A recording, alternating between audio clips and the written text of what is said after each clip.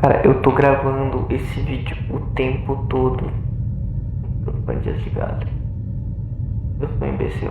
Consegui meu primeiro emprego na área de TI em 2 meses de faculdade. E o que isso implica?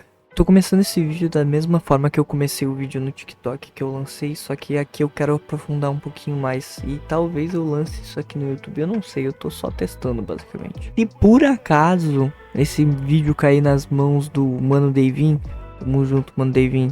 Gosto pra caralho, isso é foda. O que essa vaga de emprego implica? Nada. Eu fui um grande sortudo nessa roda de candidaturas e tudo mais, e eu não sou a regra, eu sou a exceção. Foi como jogar na loteria essa vaga de emprego. Até porque foram mais de 350 candidaturas, foram 3 entrevistas no total, 2 delas nem eram pra minha área. A primeira entrevista que eu peguei foi com um assessor de investimento e queria me contratar como PJ. E era uma empresa de Porto Alegre. Não iam nem pagar meu vale transporte, eu moro em Canoas. E eu não tinha condições de fazer essa função toda. A segunda é vaga como editor de vídeo numa agência de marketing aqui em Canoas. Só que o cara simplesmente acabou não me dando uma resposta muito concreta. E eu fiquei meio de mãos atadas. Ele estava querendo ver uma possível contratação em janeiro do ano que vem. Consegui depois de algum tempinho uma entrevista com um assistente de TI.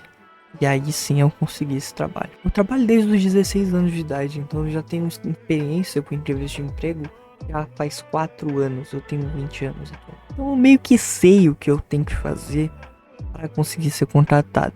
A grande maioria das minhas experiências foram com restaurante ou lancherias no geral, então eu aprendi a ter esse jogo de cintura, aprender a me comunicar, porque pra mim, na minha visão, não adianta de nada tu ser um nerdão que, cara, tu é muito bom, tu é muito inteligente, você sabe de muita coisa, mas você não sabe conversar com as pessoas. Você trava na hora de conversar com as pessoas, você não consegue manter uma comunicação clara, você não consegue expor suas ideias tão bem. Então, esse ponto, eu vejo que eu tô um pouquinho à frente só.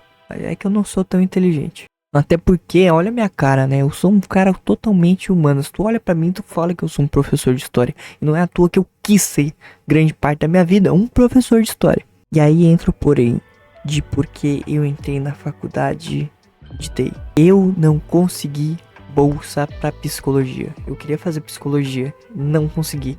Fui pra TI. Porque eu sempre mexi com computador, sempre gostei. E aí eu falei, quer saber? Foda-se, eu vou fazer de qualquer jeito. Sim, você pode falar que você tá decepcionado comigo, porque eu tô saindo da área de humanas, indo pra de exatas, que é uma maluquice do caralho. Mas por incrível que pareça, tá tudo dando certo a princípio. Agora entra o ponto principal desse vídeo. Como é que eu consegui essa vaga? Como eu disse, eu tenho 4 anos fazendo entrevista de emprego, eu meio que já sei o que eu tenho que fazer. E uma delas é: você tem que saber puxar o saco do RH.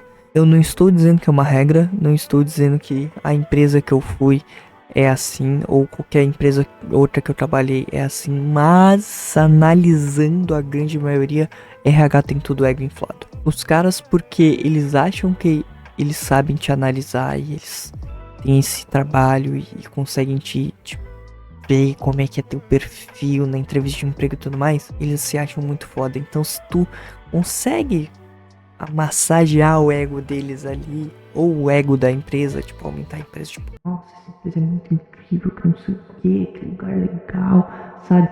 Os caras vão te achar, tipo assim, mano, é esse cara que eu quero, é esse bobaião aqui que eu quero. Só que tu não é bobaião, porque tu tá se fingindo, tá ligado? Isso já funcionou comigo algumas vezes em outros empregos que eu tive. Eu só soube o que eu devia falar e eu consegui a vaga de emprego no dia seguinte. Foi impressionante. A segunda coisa que eu queria falar pra vocês é que vocês precisam saber mentir na entrevista de emprego de vocês. Não adianta, cara. Vocês têm que saber. Tem que ter alguma mentirinha no teu currículo. Tem que ter alguma mentirinha que tu vai contar ali, tá ligado? Eu falei na entrevista de emprego que eu consegui essa oportunidade foi que o chefe de TI, ele estava implementando algumas funções em Python, algumas automações em Python para que processo da empresa ficasse mais fácil e ele precisava de alguém que fosse o coringa, que fosse atender chamado, que fosse fazer manutenção periódica, que fosse cuidar do servidor. Ele precisava de alguém ali enquanto ele continuava as automações dele e tudo mais. Eu falei, pô, que massa, eu também mexo em Python e tenho alguns projetos. Nesse momento, o chefe do TI brilhou o olho pra mim. Porque eu falei que eu tava basicamente só estudando e trabalhando, que é uma coisa que eu realmente ando fazendo. Bom, antes eu tava estudando 6 horas do meu dia, 1 hora eu usava pra acordar, a outra eu usava pra ir pro trabalho. Depois eu trabalhava o resto do dia inteiro. Eu não tinha muito tempo, tá ligado? Eu só ficava estudando que nem maluco. Isso me fez quase ter um burnout desgraçado e eu ter infartado no serviço. Inclusive, não façam isso, não recomendo, tá? Isso quando ele brilhou o olho pra mim, eu falei, pô, eu tenho alguns projetinhos e tudo mais que eu estou fazendo. Eu não fiz nada de projetos com mais de 50 linhas de código. Todos que eu fiz com mais de 50 linhas de código, eu utilizei alguma inteligência artificial.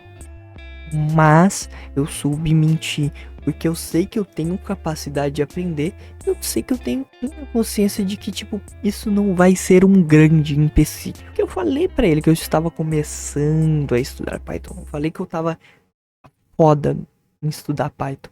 Então, o cara já está com as expectativas baixas, mas ele falou, opa, ele falou projetos, então alguma experiência com projetos ele tem. O terceiro ponto é você saber falar as suas falhas de uma maneira boa. Não adianta você falar que, eu sou perfeccionista. Não, isso já tá batido, meu rei. Para de falar que tu é perfeccionista. Todo mundo é perfeccionista em entrevista de emprego. Ninguém aguenta mais. Todo mundo sabe que é a pior mentira que pode falar. Se tu for realmente perfeccionista, tu fala, eu sei que vai parecer batido, mas é verdade. Eu sou perfeccionista e dá exemplos de outros trabalhos que tu fez e que tu era perfeccionista, tá ligado? Algumas coisas que aconteceu e meio que te atrapalhou porque tu era perfeccionista.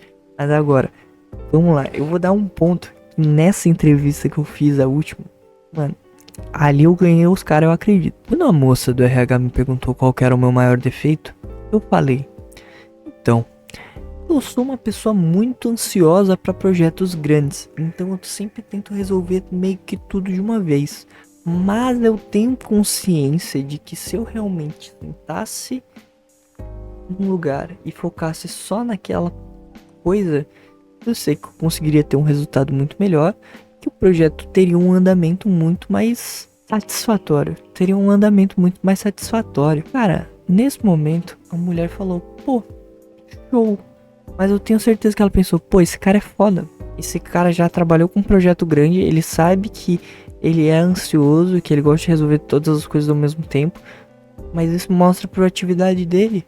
E além disso tudo, se ele resolver essa pequena coisa aí que ele tá falando, porra, esse moleque vai ser um brinco pra nossa empresa, vai encaixar como uma luva. Esses 3 pontos que eu falei pra vocês foram fundamentais pra eu ter conseguido a grande maioria das entrevistas de emprego que eu tive ao longo de toda a minha vida e ter conseguido passar nessa vaga.